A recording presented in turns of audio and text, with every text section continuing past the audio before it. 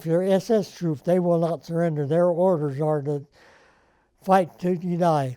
And Americans, it's hard enough to shoot, but I'm a born again believer, and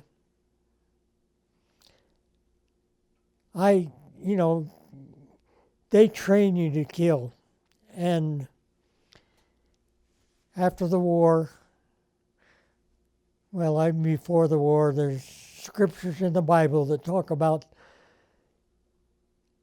God's anointed, God's men of battle, that they're in the Bible because they could kill, some of them had killed 350 people in the middle of a grain field.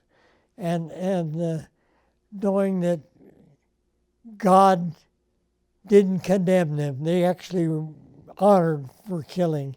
And so that helped me to know that you have to take that into your mind and accept it and accept what you're going to do in battle.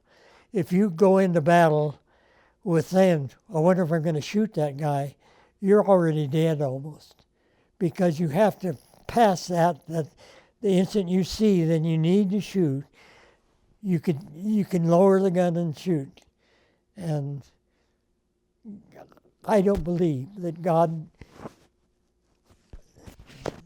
think that is wrong. I think it's right.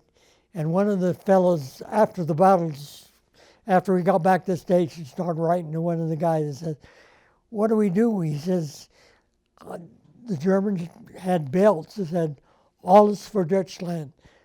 That's printed on them. And he says, they believe in God like we do. And I says, yeah, but their motive is wrong and you have to protect it. And God isn't mad at you.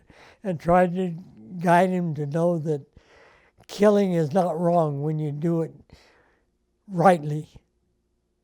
It's just something that they're trying to kill me. I'm going to try to kill them first.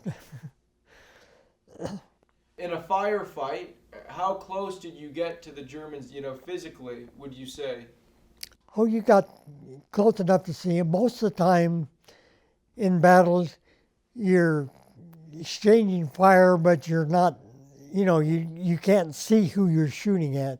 You don't have a base of fire. And in attack or anything, and you take them out before they take you out, if possible. And you have faith. And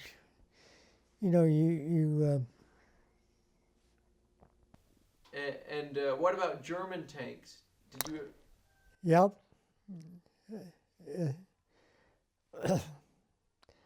We in Ben Weir, after we moved up, and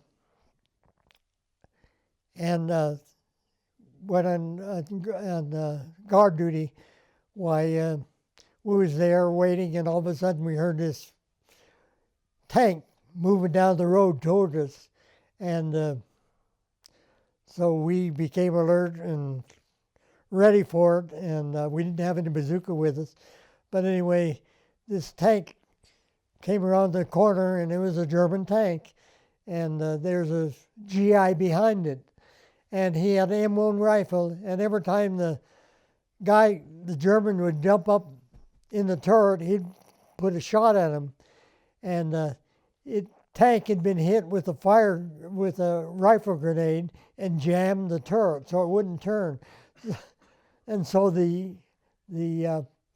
tank was just moving down the road, and he kept moving down the road until a tank gun was down there and shot it and knocked it out. And this one GI had a German tank chasing it down the road.